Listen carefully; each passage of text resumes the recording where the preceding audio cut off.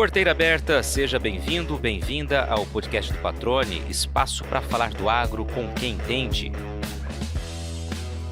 Maior produtor de soja do mundo, o Brasil também lidera um ranking que, timidamente, ganha mais visibilidade a cada safra. É daqui que saem 80% de toda a soja do planeta, que é certificada pela Round Table on Responsible Soy, uma associação com sede na Suíça, criada para incentivar a produção responsável do grão. Das primeiras certificações até aqui, 10 anos se passaram, e agricultores que acreditaram na proposta e cumpriram os requisitos para conquistar este selo reconhecem vantagens da iniciativa, como a melhor gestão dos rumos e dos riscos da fazenda e até o pagamento de prêmios pelo produto. O nosso convidado é o representante da RTRS no Brasil. No bate-papo, ele explica em detalhes o trabalho e fala sobre as perspectivas deste nicho de mercado para os próximos anos.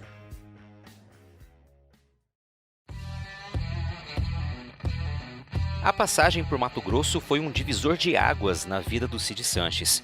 Durante 15 anos, o economista mergulhou no mundo da produção de grãos, a ponto de muitos acharem que ele também era formado em agronomia. Foi na terra da soja que o paulista de Campinas começou a entender a rotina e a realidade de inúmeras fazendas produtoras da oleaginosa e passou a envolver-se diretamente com ações voltadas à melhoria contínua das propriedades rurais, com foco principalmente no gerenciamento de riscos socioambientais. Nos últimos 6 anos, o tema sustentabilidade tornou-se ainda mais presente no dia a dia do Cid, que tem percorrido o país para esclarecer dúvidas e divulgar os benefícios que enxerga na produção certificada, que atende a clientes exigentes e cada vez maiores. Cid Sanches, como você tá, cara? Que prazer receber aqui para bater um papo bastante informativo, interessante, atrativo. Tivemos a oportunidade de nos encontrarmos pessoalmente recentemente e você que deixou o Mato Grosso também há pouco tempo vai poder falar um pouquinho pra gente como é que tá teu dia a dia aí, meu cara. Como é que você tá? Seja bem-vindo, obrigado por aceitar o convite, tudo bem? Tudo bem, obrigado, Patrone, obrigado pelo convite aí. É sempre bom estar voltando aí a Mato Grosso, conversando com você, conversando com produtores, né? Eu tento fazer isso com a máxima frequência possível, né? Mas hoje, além do Brasil todo, né? Visitando produtores, visitando empresas, né? E participantes aí da RTRS, acho que Mato Grosso continua sendo um dos focos aí, onde tem o maior volume aí do Brasil e espero, pelo menos uma vez por mês, estar sempre por aí. Maravilha. Só para já adiantar, pessoal, você está morando onde agora? Fala um pouquinho da tua nova rotina aí, antes da gente começar a contar um pouco da tua história também. Legal. Depois de 15 anos em Mato Grosso, né? Muitos trabalhos desenvolvidos aí. Voltamos às origens e retornamos com a família para Piracicaba, em São Paulo, né? Cidade do interior.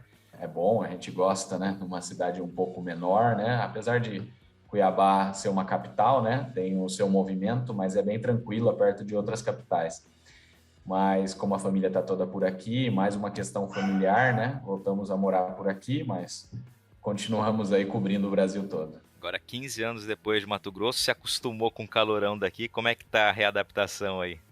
Não tá fácil. A gente chegou e o inverno desse ano tá bem rigoroso, né? Desde maio aí as temperaturas estão batendo aí nos 10 graus e quase muitos dias aí, então tá difícil adaptar, mas vamos lá, adoro o calor, adoro, se pudesse levar o calor junto embora, a gente levava. A aclimatação, né, tanto para quem vem para Mato Grosso quanto depois quem fica um tempo aqui e volta para as origens e vai para outro local, realmente chama bastante atenção. Agora, Cid, vamos aproveitar que você falou das origens, vamos contar um pouquinho da tua história, né? Quem é o Cid Sanches, como começa a história do Cid Sanches e depois, claro, essa ligação com a agricultura. Vamos tentar entender a construção da tua história aqui. Legal. Eu sou economista, né, formado, mas com toda a especialização, formado aqui na Exalc, mas com toda a especialização no agro, né? Então, muita gente até confunde quando estou começando a conversar com pessoas novas, né? Falo, não, mas você é agrônomo também? Não, não sou economista. Mas estou sempre no campo, sempre com fazendas, né? E a gente começou a trajetória fazendo consultorias, né? Para produtores, para grupos, para agroindústrias, para cooperativas. E uma dessas consultorias foi com a ProSoja Mato Grosso, que estava no início aí de constituição, 2006, 2007, né? e fomos convidados a vir trabalhar efetivamente na AproSoja, né? Organizar aí toda a questão do planejamento, a parte dos projetos de campo, projetos de apoio aos produtores, de gestão, e mais à frente, um desses projetos aí se tornou um projeto quase que exclusivo de sustentabilidade, né? Ainda dentro da AproSoja, né? E daí, entrando mais a fundo nessa área de sustentabilidade, eu acabei migrando aí para outra associação, que é a RTRS, né, em 2016, e que trabalha especificamente com certificação da soja, né? Então, os critérios de sustentabilidade, que a gente já trabalhava com produtores associados aí da AproSoja, agora eles são muito mais rigorosos, específicos e demandam uma auditoria externa, né? Demandam uma auditoria em loco de organismos para verificar o que está sendo feito, de bem feito pelas fazendas, e que isso possa ser, né, lembrado no mundo todo, um selo reconhecido e que premie as melhores práticas de produção. Maravilha. Antes da gente explicar um pouco mais sobre o RTRS, também a sua participação ali durante uma década, praticamente, né, na AproSoja, se eu não estou enganado aqui nas minhas contas que você falou, essa ligação do agro, a busca por fazer economia e depois focar no agro, me fala um pouquinho antes disso. Você é de Piracicaba mesmo, você é do interior de São Paulo, né? Você tem já ligação com o campo na raiz da família ou como que foi essa escolha para chegar próximo ao campo? Até que não tinha muita ligação não com o campo, né, com a família, não. Também sou aqui do interior, né, não sou de Piracicaba, mas de outra cidade do interior, né, Campinas, aqui perto. Mas sempre gostei do agro, né, mas naquela época, né, de estudos, né, tinha muita dúvida, né, do que fazer, por onde começar, né, e a economia que veio no radar, né, e com o tempo, né, não tem como não ser, né, estudando economia dentro da Exalc, dentro de um polo de agricultura aqui muito forte, né, de agropecuária, acabei por, né, desenvolver toda a especialidade, todo o foco no agronegócio, e é onde eu atuo hoje, é onde eu gosto, e logo nesse início aí, no final dos estudos, conhecendo o Mato Grosso, vendo toda a pujança do estado, era uma época nos anos 2000, 2002, ainda em formação de muitas fazendas, consolidação de áreas, de regiões, de municípios muito novos no estado, e eu falei, não, é aí que eu quero ir, é aí que eu quero participar desse crescimento do estado com produtores, e demorou um pouquinho, né, mas em 2007 para 2008 que a gente efetivamente mudou, começou a ficar 100% concentrado em Mato Grosso. Maravilha. E aí, só para a gente aproveitar esse período que você ficou ali participando da AproSoja, você falou de um projeto exclusivo de sustentabilidade, né? Eu queria que você falasse um pouquinho mais sobre ele, porque aí acaba ditando, né, o caminho que tua vida passa a seguir, né? Exatamente. Foi em acho que 2012 para 2013, a AproSoja, junto com a Biov, né, lançou aí o Soja Plus, né? E identificando que naquela época a AproSoja, a Biov participavam da RTRS já, né? A RTRS também tinha sido constituída em 2006, né? E estava implementando o primeiro padrão de produção, mas eles identificaram que realmente ainda faltava muito para os produtores, para a grande massa de produtores, né? Naquela época de 5 a 6 mil produtores que existiam no estado, faltava muito para eles chegarem à certificação e resolveram fazer um projeto de capacitação desses produtores, adequação da legislação, principalmente a legislação trabalhista, que havia uma nova legislação no ar aí, a NR31, né? E, bom, e daí esse projeto começou efetivamente para o campo em 2013, né? Com muitas ações, com uma equipe de campo, tudo isso para ser estruturado, a forma de treinamento, parceria com o Senar. Então, foi esse trabalho aí que iniciou e eu tive à frente desse projeto, né, junto com a parceria dos produtores e com a parceria da Biov. E mais à frente, daí retomei a participação na RTRS, né, entrando num novo nível aí de sustentabilidade dessas fazendas. Perfeito. Vamos passando rapidamente por esse período. Vamos então entrar de fato na RTRS, começando explicando o que é a RTRS, que eu acho que é sempre legal a gente tirar essa dúvida, né? E aí, a partir da sequência, a gente vai trazendo os números que são bem legais. A RTRS é uma associação também, sem fins lucrativos, né? Como é uma associação global, né? Lá atrás se decidiu para sua fundação ser na Suíça. Até hoje ela tem como sede, né? Ali a Suíça. Mas ela já iniciou com membros do mundo todo, né? Lógico, muito focado em empresas da Europa, querendo entender, querendo conhecer, querendo promover rastreabilidade, sustentabilidade nos consumos de produtos de soja que chegam na Europa, mas também com membros brasileiros, já a própria AMAGE, SLC, né, outros produtores que já iniciaram a fundação dessa associação. E diferente um pouco da AproSoja, é uma associação que ela tem tanto produtores rurais, membros, como a indústria. Então, a indústria, daí todo tipo de indústria, sejam bancos, seja indústria de defensivos, tradings, supermercados, indústria de rações, carnes, e também a sociedade civil. Então, a gente tem 3 elos aí dentro dessa associação, né?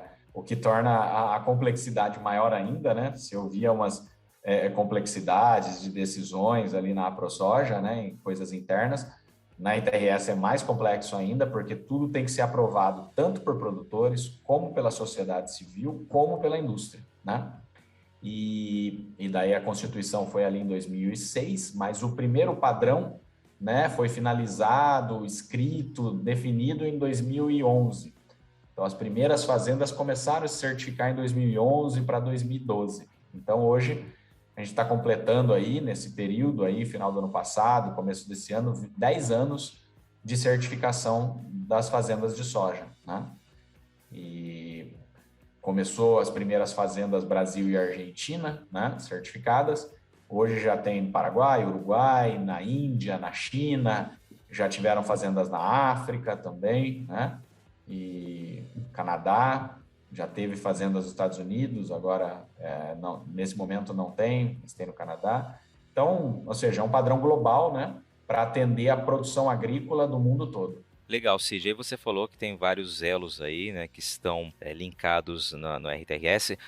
A tradução ali seria uma mesa de discussão sobre soja responsável, né? Mais ou menos essa a tradução livre, né? E aí vamos pegar um pouquinho de exemplos, né? Então você tem várias empresas compradoras ali, né, que compram esse grão e que dão preferência a comprar realmente a soja certificada ou só comprar a soja que passa por essa certificação. E eu tive numa apresentação que você estava fazendo, né, há poucos dias e chamou muito a atenção a quantidade de empresas, de indústrias que já fazem essa aquisição, né? Eu queria que você falasse um pouquinho disso, né? Do ponto de vista primeiro dos compradores, tem aumentado? Cita alguns exemplos assim para que a gente tenha uma ideia da dimensão que esse mercado, né, certificado tem ganhado. Hoje, os principais players, né, de soja, os grandes, né, estão presentes, são membros, né? Tanto as tradings como as empresas de ração, recentemente as empresas de transformação animal, né, estão se juntando, né? Principalmente as europeias, americanas, tem brasileiras entrando. E daí como é que funciona? A empresa entra, né? Ela começa a fazer suas aquisições, ela começa a fazer os seus negócios, né, da certificação, comprar produtos certificados, mas não tem uma obrigatoriedade dela passar 100%, né, desse consumo. E a gente entende que não é simples, né? Empresas globais, inclusive, que compram soja, derivados de soja, lecitina, óleo, farelo e diversos outros produtos, em diversos países do mundo e entregam e processam em outros países, né? Então, não é simples essa cadeia, mas o que a gente vê de compromissos das empresas é sempre aumentar, sempre, muitas têm compromissos de ter 100% de soja certificada nos próximos anos, né? Então, por isso que a gente está vendo aí um crescimento aí, 1 milhão, às vezes tem ano que até mais, mas na base de 1 milhão de toneladas por ano é o crescimento nos últimos 3, 4 anos aí da RTRS. Legal, Cid. Você explicou então que as empresas elas não compram 100% ainda, né? Ou é difícil caminhar realmente para isso, porque, né, envolve vários pontos aí, né? Mas eu queria que você explicasse por que elas têm voltado os olhos para comprar soja certificada, né? Acredito, claro, que seja por conta do ponto de vista do consumidor, mas eu queria que você deixasse claro, né? Por que as empresas têm migrado, aderido também a essa compra da soja certificada. Quando a gente pensa, né, às vezes falar do consumidor, né, realmente é uma tendência global, né? Os consumidores cada vez mais querendo entender de onde vem o produto, como que é produzido esses produtos, mas a soja é quase que né, na grande maioria das vezes, um produto meio escondido, né? Ela está dentro da elaboração de muitos produtos e também no consumo animal, e às vezes o consumidor não tem essa noção, né, que determinados produtos contêm soja ou precisam de soja para sua elaboração. Mas essa pressão, primeiramente, vem realmente dos consumidores. Mas o que a gente sente bastante quando a gente começa a trabalhar aqui na RTIS e conhecendo a cadeia da soja, que a cadeia é muito complexa, né? A cadeia é muito longa e complexa. E daí a gente pensa assim em consumidores antes de chegar às pessoas, né? Então, quem são os consumidores? São as empresas finais que vão, na verdade, vender para daí as pessoas algum produto. E daí o que a gente está falando? Estamos falando de restaurantes, né? É um elo muito importante. Hoje a gente tem grandes redes de restaurantes que elas fazem? Elas colocam seus compromissos, informam seus consumidores, e daí elas pressionam a indústria de carnes, né? Que por sua vez vai pressionar as tradings, né? Que por sua vez pressiona os produtores. Então é uma rede bem complexa. Outro consumidor muito grande de produtos são os supermercados, né? Então os supermercados eles se sentem responsáveis por tudo que eles vendem, né? Então eles sabem que de todo o volume que eles vendem anualmente, uma fração, uma porcentagem disso é soja, tem produtos derivados de soja. Então, eles querem saber de onde vem, eles não conseguem exatamente originar um navio de soja, um navio de farelo, não, eles não têm a mínima capacidade disso. Mas eles têm como fazer que os seus fornecedores entreguem produtos com essa rastreabilidade, com essa sustentabilidade, né? Então, às vezes tem consumidores antes dos consumidores, né? Antes das pessoas que consomem, que tem essa demanda e tem esses compromissos. Excelente, como você disse, né? Ele acaba exercendo esse poder, essa força que tem, né? Esses pré-consumidores, né? Ou seja, consumidores antes de entregar para o consumidor final de fato, né? Eles têm um poder muito grande nas mãos, são grandes redes, muitas vezes, como você destacou, e aí acaba desembocando lá na origem também, né? Essa pressão por um produto diferenciado aí no que diz respeito à certificação, a cumprir algumas exigências que mais adiante você vai falar. Antes da gente chegar nesse ponto de falar, né, do ponto de vista do produtor rural, ponto de vista das fazendas, queria que você já dimensionasse, né, nesses 10 anos aí que estão completando agora essa uma década, de quanto para quanto chegou, né, o volume de soja certificada no mundo, né, e para onde a gente deve caminhar pelo que vocês têm analisado, têm observado de tendência e de aumento dessa demanda. Eu acredito que assim até 2015 foi uma fase de grande estudo, né? Muito estudo, algumas certificações experimentais em pequenas fazendas, né? Tentando entender o padrão. Os próprios organismos de certificação ainda se organizando para poder atender produtores, tendo auditores, né? Treinados para isso. E daí grandes volumes mesmo começaram a vir de 2015 para cá, né?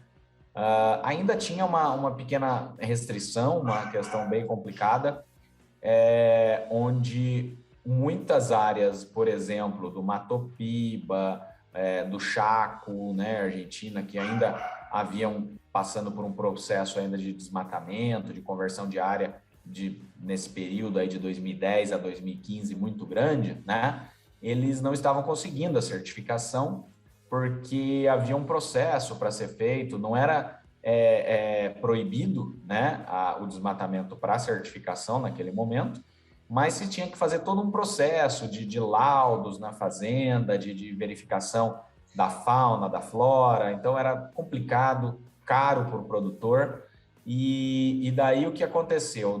Em meados de 2016, houve uma assembleia, né, dos membros da RTRS e decidiram passar uma régua ali e permitir tudo que fosse feito com desmatamento até 2016 de forma legal, né, seja no Brasil, seja na Argentina, onde for, mas que fosse feito de forma legal e que ainda não teve alguma conversão em algum ecossistema crítico, né? Por exemplo, a floresta amazônica ou numa APP, alguma coisa nesse sentido, né? Estava liberado para certificar. E a partir de meados de 2016 em diante, que nenhum desmatamento mais é permitido, mesmo que ele seja legal. E daí, ou seja, isso ocasionou a possibilidade de muitas fazendas nessas duas regiões aí, né, Mato Piba e região próxima ao Chaco, lá na Argentina, Paraguai, pudessem certificar, né? E daí, ou seja, daí realmente começou a crescer um volume a partir dali. Antes, até 2015, tinha próximo de 1 milhão de toneladas certificadas, né? E daí a gente veio crescendo com 1 milhão a cada ano, estamos chegando próximo aí de 6 milhões aí nesse ano agora de 2022. E chegando a esses quase 6 milhões que você disse, com projeção de aumentar, vocês, uma visão de 5, 10 anos aí, que vocês projetam pelo que vocês observam? A gente sabe que não é tão simples, né? Porque o trabalho da certificação em si, ele leva tempo no campo, né? Então, a quantidade de produtores, de grupos, de consultorias interessadas e organizadas para isso é grande, mas às vezes ele não tem aquele time, né? Falta algum investimento, falta alguma adaptação, alguma organização na fazenda, então leva-se tempo, né? Não é tão simples. E também a própria demanda, né? Às vezes a demanda inicia uma aquisição, né? Começa a se organizar a sua cadeia, então tudo isso leva tempo, né? Então, eu acredito que, né, a gente pode chegar até meio rápido nos 10 milhões de toneladas, né? E depois eu acredito que vai depender realmente de uma série de fatores, uma certa organização da cadeia, que não é simples, né? Porque lembrando hoje, para um produto de soja, chegar até um consumidor final certificado, ele precisa também não só as fazendas estarem certificadas, como os armazéns, o esmagamento, o porto, você ter todo um critério, né, dessas unidades estarem certificadas, sendo auditadas, e daí você tem um controle de volumes de entrada, volumes de saída, né? Então, não é tão simples, né? Mas a gente acredita que o crescimento é constante e é o que a gente está vendo aí desde os últimos 5 anos, que o crescimento não para. Você já visitou uma sementeira de soja? Tem curiosidade em saber como é uma unidade de produção e todas as etapas do beneficiamento das sementes? Então olha só que legal essa novidade que reforça como a tecnologia e a inovação caminham juntas com o desenvolvimento do agronegócio. Uma empresa de produção de sementes sediada em Mato Grosso acaba de lançar uma plataforma de visita virtual que vai te levar para dentro da sementeira sem que você precise sair de casa. É a AgroSol 360. Com ela, você pode fazer um tour completo pelas instalações da empresa, como unidade de beneficiamento, laboratório, canteiros de emergência, estações de tratamento de sementes e armazéns.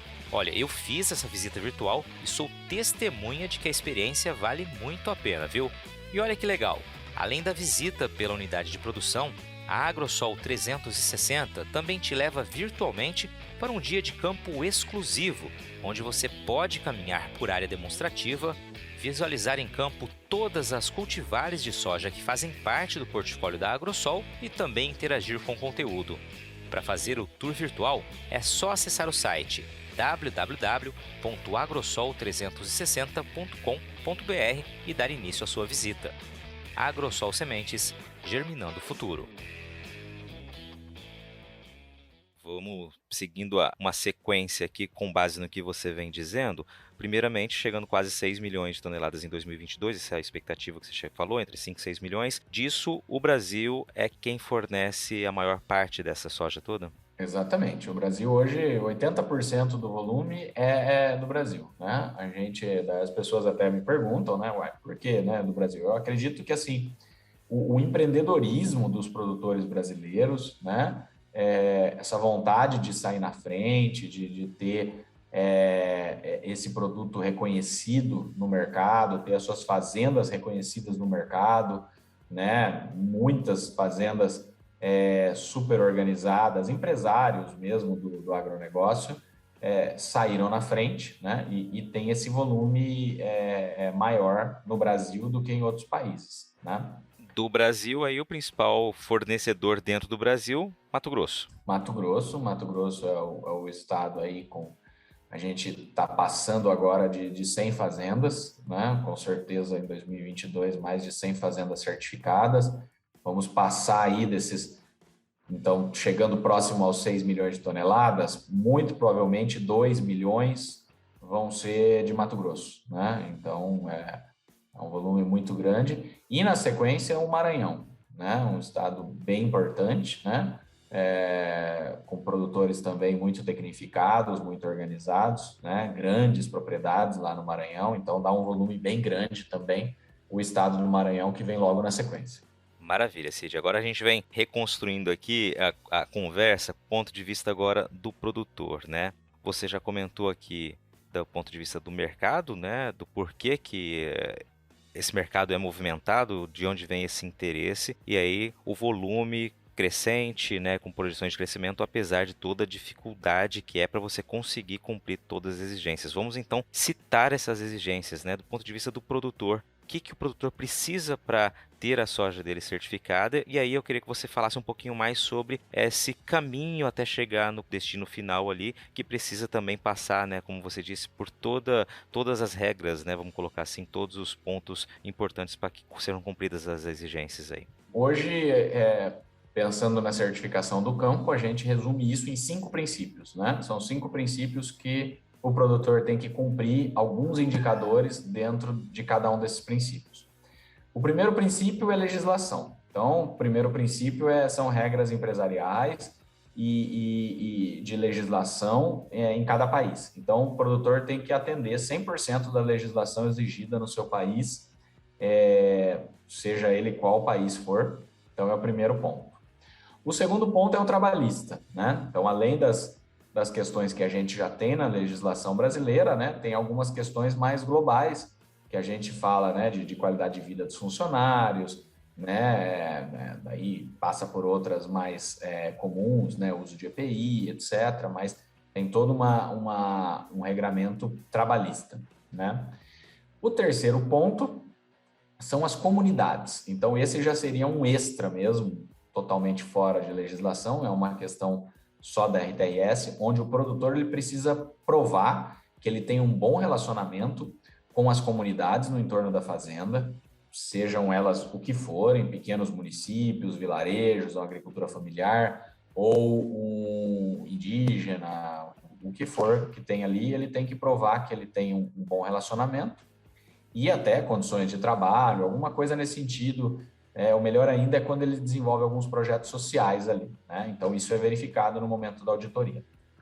O quarto ponto é a parte ambiental, né? Não preciso nem dizer, né? A gente já tem o Código Florestal aqui, mas muitas regras, às vezes, que já são muito boas no Brasil, né? A questão de APP, de reserva legal. Se em algum país não houver, ela é uma exigência da RTRS. Então, de se deixar uma reserva legal, de se deixar áreas de preservação permanente, né? Em outros países que estejam produzindo a soja, né?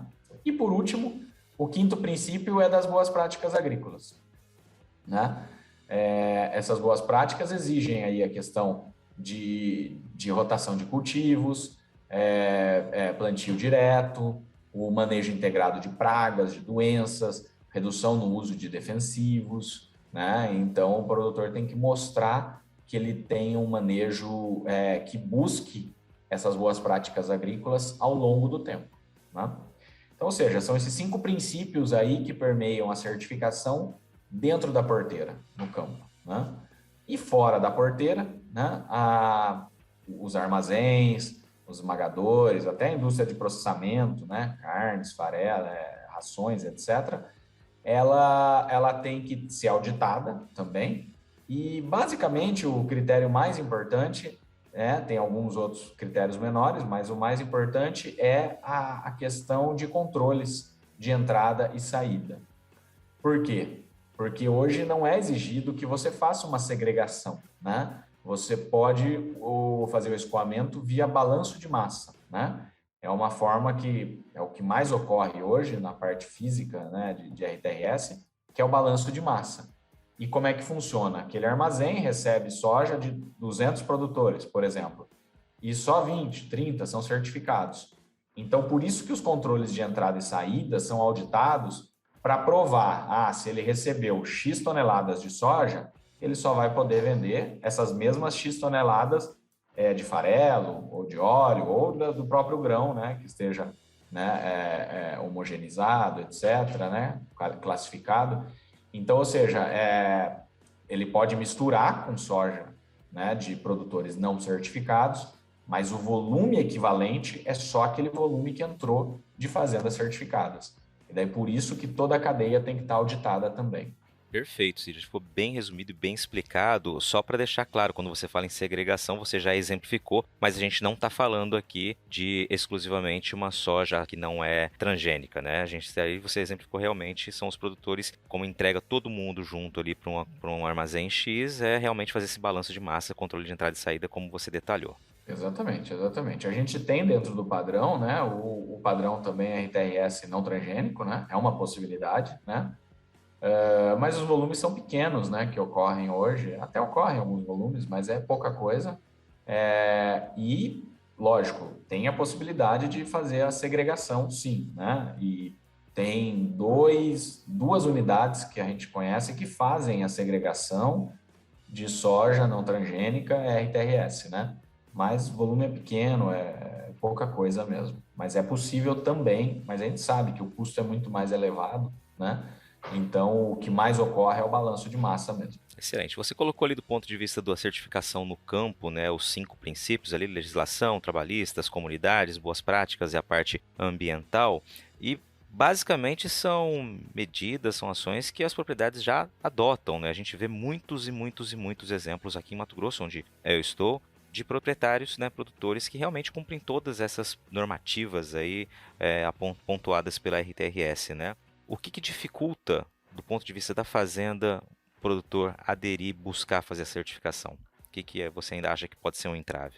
Por isso que até eu acredito que, né, 80% do volume certificado está no Brasil, por causa disso. Os produtores já têm esses compromissos, já são muito atentas a esses 5 princípios aí, até antes da certificação. Mas, como a gente sabe, a auditoria não é simples, né? Então, você tem aquele momento onde vai vir um organismo internacional na sua fazenda e ele vai olhar todos os pontos da fazenda, né? E então, ou seja, muitos produtores até gostam disso, porque eles sabem que é aquele momento que ele tem que fazer um limpa, tem que fazer uma organização na sua fazenda, documentação. E por vezes eu vejo que talvez a questão mais complexa, mais difícil de atingir, é essa questão de trabalhista, essa questão documental da fazenda, né? Então você está com a documentação toda certa, dos controles, né, dos funcionários, da equipe, de treinamento, de licenças, de permissões, de documentos contábeis e de balanço e tudo mais da fazenda. Então, às vezes, essa questão documental eu vejo que, para os produtores, né, que a gente sabe que é uma correria na fazenda, por vezes não está tão bem organizada, né? Então, e ele sabe que naquele momento da auditoria, se tiver faltando alguma coisa, ele pode daí não conseguir, né, a certificação por causa disso. Perfeito. E aí você falou ali dessa relação que precisa ter entre os princípios com as comunidades. Isso acaba excluindo a possibilidade de que pequenos produtores também busquem essa certificação ou não? Não, não. Hoje a gente tem grupos, né, de pequenos produtores, né? E até legal, porque, por exemplo, eu vou dar um exemplo no grupo de bem pequenos produtores mesmo no norte de Goiás, né? Que são adotantes aí da certificação RTRS com apoio de uma cooperativa de microcrédito, né? E daí o que eles fazem? Como tem essa necessidade do trabalho com as comunidades, né? Eles fazem projetos sociais em conjunto. Então, junta aí 10, 15 produtores certificados e desenvolvem um projeto em conjunto com a comunidade, seja com uma escola rural ou uma outra entidade dentro da cidade mais próxima, né? Então, isso aí já é suficiente.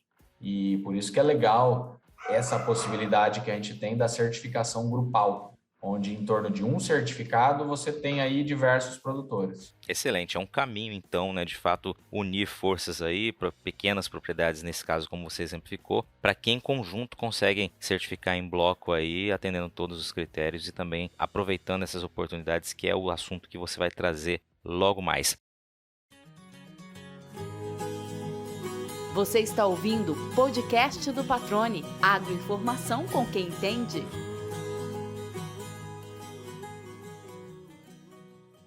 Agora, o que o produtor ganha? Acho que essa é uma das grandes perguntas aí de muita gente, né? Em buscar a certificação RTRS. Qual que é a grande vantagem ou as grandes vantagens dele? Bom, o produtor sempre pensa na questão da venda, né? Do produto, num diferencial de preços, né? E realmente tem essa possibilidade, sim, né? Vai da negociação, daí é uma negociação livre, com os membros, né, com a indústria, o produtor negocia isso livremente, a RTRS não interfere nessa negociação. Toda essa negociação tem que ser feita dentro da plataforma, uma plataforma online da RTRS, que é ela que permite a rastreabilidade. Então, se uma empresa lá no final da cadeia quiser declarar que ela comprou X toneladas de soja certificada, se não foi feita através da plataforma, não tem como provar isso, né? Então, tudo tem que passar por ali, né? E daí é uma negociação livre, os volumes, os valores variam de acordo com a negociação entre produtores e empresas. Às vezes o produtor negocia direto com uma empresa lá da Europa, consumidora, às vezes ele negocia com a própria trading, né? Que ele está negociando, né? Então, essa é a primeira possibilidade. Ou seja, ele pode ser bonificado, receber um prêmio por essa soja, ganhar um plus ali. Exatamente.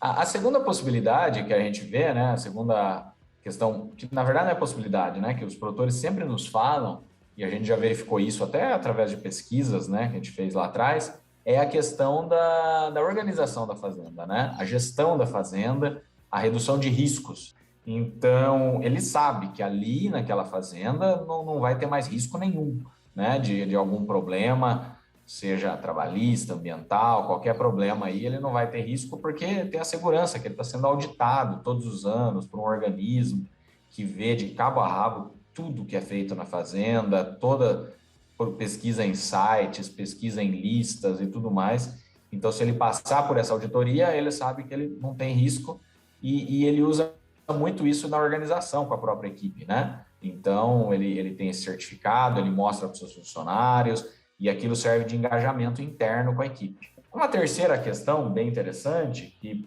cada vez mais a gente está buscando desenvolver isso, é a questão também do financiamento bancário ou financiamento para aquisição de máquinas, infraestrutura, onde tem já uma instituição financeira que ela promove isso para os seus clientes, né? Então, como ele tem um risco menor, ela dá um abatimento aí de juros e condições diferenciadas aí de crédito, mas que no futuro a gente está negociando com outros aí também para que tenha essa mesma condição, né? Então, acredito que seria bem por aí, né? Esses benefícios aí. Sem falar também que a gente sabe de alguns produtores, são produtores que têm, por exemplo, capital aberto. Alguns outros até nem têm capital aberto, mas tem grupos de investidores por trás, né? E ele precisa mostrar para eles que ele está certificado, que tudo que é feito lá dentro é bem feito, né? Então, ele usa a certificação como prova para esses investidores, como prova para os acionistas, que tudo que está sendo feito ali é com excelência, né? Então, é uma forma de provar isso para o mercado. Maravilha, ganhos diretos, né, indiretos e outras possibilidades, né? E o ganho de imagem, sem sombra de dúvida, né, também é uma das vantagens que eu, inclusive, ouvi produtores falando, né, produtores que são certificados. Quem está nos ouvindo aqui, Cid, e tem interesse em conhecer um pouco mais e, quem sabe, aí também entrar nesse nicho, vamos tratar assim, né, de mercado, o que deve fazer? Não, legal. Qualquer coisa, eu estou à disposição, pode entrar em contato, mas hoje o site, hoje não, foi na virada de 2020 para 2021, ele se remodelou, né? Então o novo site eu acredito que está muito bom, a gente já recebeu bastante elogios, onde há uma biblioteca ali que você pode consultar tudo que você quiser, quem são as fazendas certificadas, quem que são as empresas que mais compram, às vezes é até um cliente, é o que eu sempre falo para o produtor, ele está na dúvida se ele vai certificar ou não, eu falo, conversa com o seu cliente, conversa com a empresa que compra para ver se ela tem interesse, porque daí já, né, meio caminho andado, a empresa quer e você tem interesse, então já pega e já faz logo, né? E daí, ele tendo interesse em fazer, em certificar, ele pode fazer um download do padrão, né? E verificar todos os requisitos, né, que são necessários para a fazenda, que estão lá descritos no padrão. Ele pode, daí, se ele achar que ele está apto a isso, que a fazenda está pronta, basicamente ele tem que ir atrás de um organismo de auditoria, né? Um organismo de certificação, e que já é o passo final, né? Na hora que ele passa por auditoria, ele já, logo na sequência, recebe o certificado e começa a participar desse mercado. Agora, para aqueles produtores que têm um pouco de dúvida, né? Não sabe se está pronto ou não, né? Tem também diversas consultorias no Brasil, associações, sindicatos que ajudam o produtor nesse sentido, que tem esse serviço para prestar para o produtor também. E, inclusive, algumas estão descritas no site, né? Mas a gente pode indicar outras, de acordo com a região, tem umas que atuam mais em uma região ou outra. E é tudo bem livre e voluntário, o produtor que quiser, tá tudo ali, tem as ferramentas no site, tem as informações, tá tudo à disposição. Bom, Cid, então deixa o site aí para o pessoal que quiser buscar essas informações. Sim, é www.responsiblesoy.org. Então, é soja responsável, né? Dá para procurar no Google, soja responsável, mas é responsiblesoy.org. Maravilha. Cid, para não deixar de tocar num tema aqui, antes da gente caminhar para o fim da entrevista, você citou que uma das regras, né, definidas lá atrás pela RTRS era justamente não certificar propriedades que tenham áreas desmatadas após 2016, mesmo que esse desmatamento, nessa abertura, seja uma abertura legalizada, né? Ou seja, o produtor tem aquele direito, consiga a licença para desmatar, para abrir aquela área por direito, conforme a lei brasileira, a RTRS não aceita. Esse é um ponto, sem sombra de dúvidas, muito polêmico, né?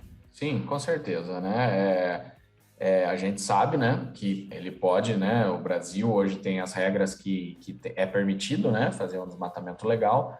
A gente gosta de lembrar também, como é um padrão global, a gente não está falando só do Brasil, então na Argentina também é possível você fazer um desmatamento hoje legal, não tem nenhum problema, porém, as regras da RTRS já não permitem mais, né?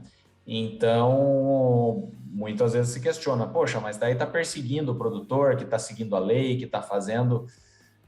Mas é as regras onde esses 200 membros votaram em assembleia e eles decidiram que nessa cadeia agora, para certificar, a partir de 2016, não tenha mais nenhum desmatamento, né?